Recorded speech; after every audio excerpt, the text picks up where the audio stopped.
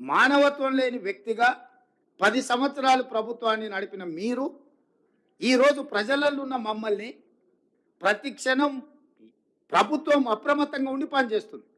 ఇవాళ పక్క రాష్ట్రంలో మన రాష్ట్రంలో కృష్ణా జిల్లా, ఖమ్మం జిల్లా కౌలపిల్లలాగా ఉంటాయి పక్కన పక్కన. ఒకే రకమైన వర్షము, ఒకే రకమైన పరిస్థితులు ఉంటే అవతల ఎంత జరిగింది నష్టం, యువతల ఎంత జరిగిందో ఒక అంచనా వేయండి. ఈ ప్రభుత్వం అప్రమత్తంగా ఉందో లేదో. అవతల నష్టం జరగడం కూడా బాధాకరం. అవతల జరుగుండొద్దు, యువతల జరుగుండొద్దు. కాకపోతే ఈ ప్రభుత్వం అప్రమత్తంగా ఉందా లేదా అనే దానికి ఒక సరిపోల్చుకోవడానికి రెండు పక్క పక్కనే ఉన్నాయి. మీరే చెప్తారు అవతల రాష్ట్ర ముఖ్యమంత్రి గారు అప్రమత్తంగా ఉన్నారు, సంతోషం, మంచిది. వారి అనుభవంతో అప్రమత్తంగా ఉండి ఆ జిల్లాను ఆ రాష్ట్రాన్ని ఆదుకోవడానికి ప్రయత్నం చేశారు. అదే సందర్భంలో ఈ రాష్ట్ర ముఖ్యమంత్రి కూడా 24 గంటలు కంటిన్యూస్గా 30 తారీఖు నుంచి ఈ రోజు వరకు కంటిన్యూస్గా పర్యవేక్షిస్తూనే ఉన్నాం, చర్యలు తీసుకుంటూనే ఉన్నాం. రెండింటిని పోల్చి చూడండి. మరి అవతల రాష్ట్రంలో ప్రతిపక్ష నాయకుడు లేకపోతే మా నాయకురాలు షర్మిల గారు ప్రజలకి వెళ్ళి కష్టపడ్డోళ్ళ దగ్గర, ఇక్కడ ఉన్న ప్రతిపక్ష నాయకుడు ఎక్కడున్నాడు? అసలు ఉన్నాడా? ఎందుకు కనిపిస్తలేడు? ఎందుకు మాట్లాడతలేడు? ఆయన కొడుకు ఎక్కడ ఉన్నాడు? అమెరికాలో లేడా? అమెరికాలో జల్సాలు చేయట్లేదా?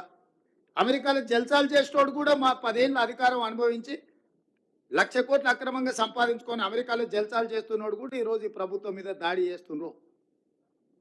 అయినా ఈ ప్రభుత్వం మనోధైర్యం కోల్పోదు. ధైర్యంతో ప్రజలకు అండగా నిలబడి ప్రజల్ని ఆదుకోవడానికి ప్రయత్నం చేస్తుంది. స్వచ్ఛంద సంస్థల్ని సమాజంలో ప్రముఖులుగా భావించే వాళ్ళను, కార్పొరేట్ కంపెనీలకు నేను విజ్ఞప్తి చేస్తున్నా, ప్రజలు కష్టాలలో ఉన్నారు, మీ చేతనైన ఆర్థిక సహాయాన్ని అందించండి.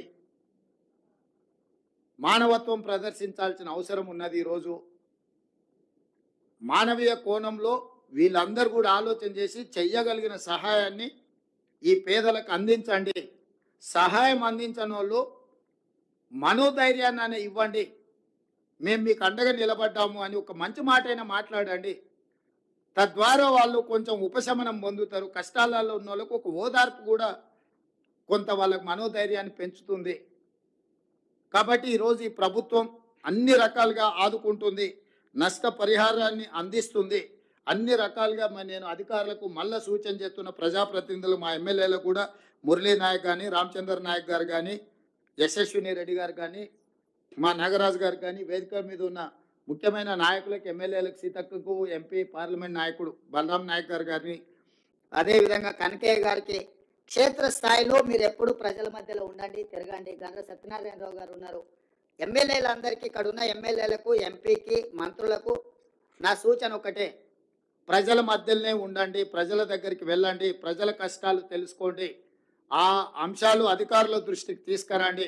అధికారులు ఆ విషయాలను మీరు నివేదికలుగా మార్చండి. ప్రభుత్వం నుంచి అవసరమైన అనుమతులు తీసుకొని వాళ్ళని అన్ని రకాలుగా ఆదుకోవాల్సిందిగా మీడియా మిత్రులకు కూడా నా సూచన. మీరు కూడా ఏవైతే అంశాలను ప్రస్తావిస్తున్నారో మీడియా ద్వారా వాటన్నిటిని కూడా మేము పరిగణలోకి తీసుకుంటున్నాం. ఏదైనా విషయాలు ఉంటే కూడా అధికారుల దృష్టికి మీరు తీసుకురండి. మీరు తీసుకొచ్చిన విషయాలు ప్రజలకు ఉపయోగపడితే ఎంతో కొంత సహాయం అందించడానికి ఉపయోగపడుతుంది. కాబట్టి మనందరం కలిసికట్టుగా ఇప్పుడు మనం చర్యలు చేపట్టాలి. ఇది రాజకీయాలు చేసే సందర్భం కాదు. ఈ ప్రభుత్వం రాజకీయాలు చేయదు. బురద రాజకీయాలు, వరద రాజకీయాలకు ఈ ప్రభుత్వానికి అసలు ఇట్లాంటి సందర్భాన్ని రాజకీయాలకు వాడుకోవాలన్న ఆలోచన లేదు. స్పష్టంగా ప్రజలకు మేము సహాయం అందించే చర్యల్లో ఉన్నాం. మీరు అందరు సహకరించాల్సిందిగా కోరుకుంటూ